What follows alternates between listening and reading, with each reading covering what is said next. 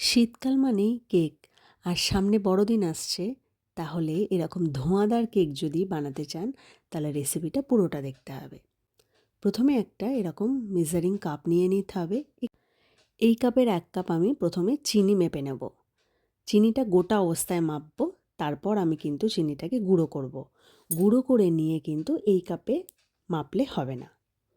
আচ্ছা, এরপর দুটো ডিম নিয়ে নেব। ভালো করে ডিম দুটোকে ফেটিয়ে নিতে হবে। ডিম দুটো কিন্তু আমার ফ্রিজে ছিল, আমার বাইরে বার করে রাখার কোনো প্রয়োজন নেই। আমি খুব ভালো মতো ফেটিয়ে নিয়েছি, মানে ফ্রিজের ডিম হলেও কিন্তু কোনো অসুবিধা নেই। এরপর দিয়ে দিতে হবে সে গুঁড়ো করার চিনিটাকে। এবার আমি দিয়ে দেবো 40 ml মতো রিফাইন তেল। এখানে আপনারা ঘিও ব্যবহার করতে পারেন, তবে বলে রাখি ঘিটাও কিন্তু গলিয়ে নিয়ে ব্যবহার করবেন। মানে একদম টাইট অবস্থাতে ঘিটা কিন্তু ব্যবহার করা যাবে না। একদম তেলের মতো যখন তরল হয়ে যাবে তখন এটাকে ব্যবহার করবেন। আর আমার এই এমএলগুলো বাড়িতেই ছিল, তো ওইটাতেই আমি মাপ করে নিয়েছি, আর এই মাপটা আমার অ্যাডজাস্ট হয়ে যায়। বাড়িতেই যেটুকু পারি কেকটা বানাই। কেকটা বানানো শেখা মায়ের থেকেই, তবে তারপরে একটু নিজের মতো করে শিখে নেওয়া। আর এখানে আমাকে আমার এক দিদি সাহায্য করেছে কেকের মেজারমেন্টটা ঠিক করার জন্য। কেকের মেজারমেন্টটাই হচ্ছে আসল। কোনো সময় চিনি বেশি হয়ে গেলে কেক খারাপ হয়ে যাবে, বা তেল বেশি হয়ে গেলে কিন্তু কেক খারাপ হয়ে যাবে। আবার বেকিং পাউডার দেওয়ার সময় কিন্তু মেপে নিয়ে দিতে হবে, নাহলে কিন্তু সেটাতেও গন্ডগোল হবে। চিনি, ডিম আর তেলটা খুব ভালো করে ফেটিয়ে নিয়ে দিয়ে দেবো যেই কাপে চিনি মেপেছি সেই কাপের 1 কাপ ময়দা আর পরিমাণ মতো বেকিং পাউডার ভালো করে ছেঁকে নিয়ে তবেই দিতে হবে। এবারে কেকের ব্যাটারটা আবারও খুব ভালো করে ফেটিয়ে নিতে হবে। এই ফ্যাটানোটাই হচ্ছে ইম্পর্টেন্ট। কতটা ভালো করে আপনি ফ্যাটাতে পারছেন সেটাই হচ্ছে ইম্পর্টেন্ট, মানে এতেই কিন্তু কেকটা খুব ভালো মতো ফুলবে। ব্যাটারটা এই সময় আমার একটু টাইট লাগছে, সেই জন্য এর মধ্যে দিয়ে দেবো 10 ml মতো দুধ। ব্যাটারটা যদি টাইট না লাগে তাহলে কিন্তু দুধ দেওয়ার প্রয়োজন নেই। আমার একটু টাইট লাগছিল, সেই জন্য আমি একটু দুধ দিলাম। আর ব্যাটারটা কিন্তু খুব পাতলাও না, আবার খুব মোটাও হয় না কেকের ব্যাটারটা, সেটা আপনারা অবশ্য করতে করতেই বুঝে যাবেন। এরপর দিয়ে দেবো গন্ধের জন্য একটুখানি এসেন্সটা দিয়ে আবারও কিন্তু ভালো করে মিক্সড করে নিতে হবে।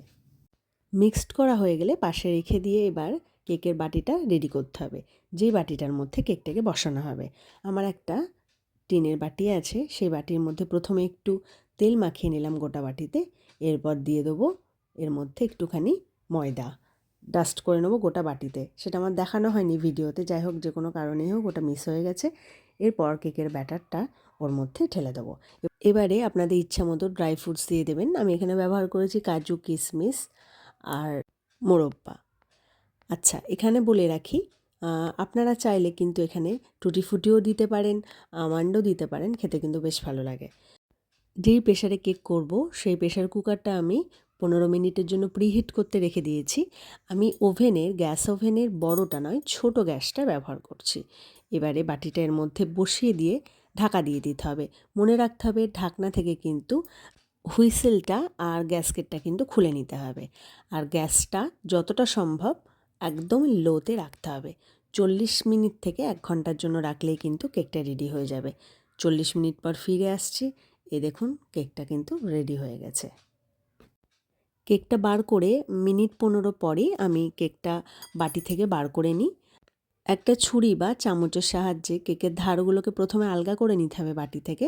এরপর বাটির উপরে একটা থালা বসিয়ে দিয়ে বাটিটাকে উল্টো করে নিয়ে একটু ঝাড়া দিলে কিন্তু কেকটা বাটি থেকে পড়ে যাবে।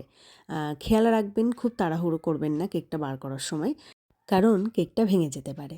আচ্ছা, এখানে বলে রাখি 40 মিনিটের বদলে আপনারা চাইলে 1 ঘন্টা থেকে 1 ঘন্টা 20 মিনিটও কেকটা রাখতে পারেন। এতে কালারের হেরফের হয়। অনেকেই পছন্দ করেন একটু বার্ন কেক খেতে, বা আবার অনেকে পছন্দ করেন খুব হালকা লাইট কেক খেতে। এটাই পার্থক্য হয়, এছাড়া কিছুই পার্থক্য নেই। ভিডিওটা কেমন লাগলে অবশ্যই জানাবেন। সকলে ভালো থাকবেন, সুস্থ থাকবেন। পারলে একবার বাড়িতে ট্রাই করে দেখবেন। আমার বাড়িতে এই কেক কিন্তু নিমেষের মধ্যে উধাও, একদিনেই কিন্তু শেষ হয়ে যায়।